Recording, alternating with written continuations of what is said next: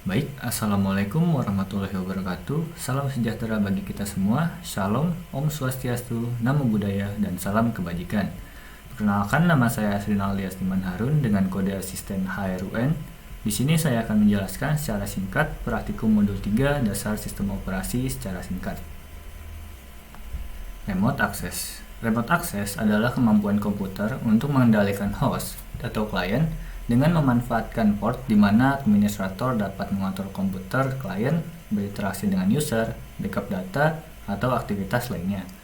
Untuk melakukan aktivitas tersebut, komputer administrator tidak perlu terkoneksi secara fisik untuk mengendalikan komputer host atau klien. Artinya, dengan remote access kita bisa mengontrol dari jarak jauh. Lalu ada Telnet. Telnet atau Telecommunication Network Protocol adalah sebuah protokol yang digunakan untuk menghubungkan suatu sistem dengan sistem lainnya secara remote dengan menggunakan koneksi virtual terminal melalui jaringan. Lalu ada kelebihan Telnet. Yang pertama ada mudah dalam akses komputer dari jarak jauh. Lalu yang kedua ada hemat dari segi penggunaan bandwidth. Lalu ada kekurangan dari Telnet.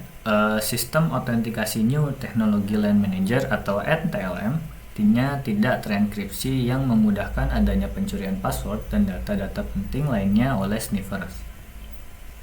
Lalu ada Secure Shell. Secure Shell merupakan kepanjangan dari SSH.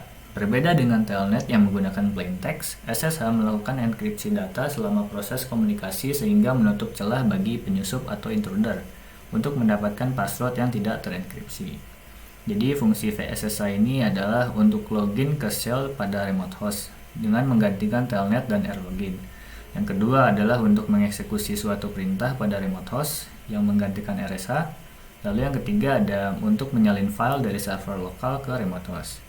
Lalu ada kelebihan dari SSH. Yang pertama ada data yang dipertukarkan ketika melakukan remote itu terenkripsi. Lalu memiliki mode khusus untuk identifikasi kliennya. Lalu kekurangannya ada rentan terhadap serangan man-in-the-middle attack. Lalu ada remote login. Remote login atau Rlogin adalah salah satu layanan internet yang memungkinkan seorang pengguna internet untuk mengakses Rlogin ke sebuah remote host dalam lingkungan jaringan internet. User dapat mengoperasikan sebuah host dari jarak jauh tanpa harus secara fisik berhadapan dengan host. User juga dapat melakukan pemeliharaan atau maintenance, menjalankan sebuah program, atau bahkan melakukan instalasi program baru di remote host. Kelebihan dari Rlogin yaitu ada protokol yang lebih dulu hadir daripada protokol lain. Lalu kekurangannya ada tingkat keamanan yang lebih rendah dari protokol lain. Lalu ada PuTTY. Protokol PuTTY ini dapat digunakan untuk menjalankan sesi remote pada sebuah komputer melalui sebuah jaringan, baik itu LAN maupun internet. Di sini ada keterangan interface pada PuTTY.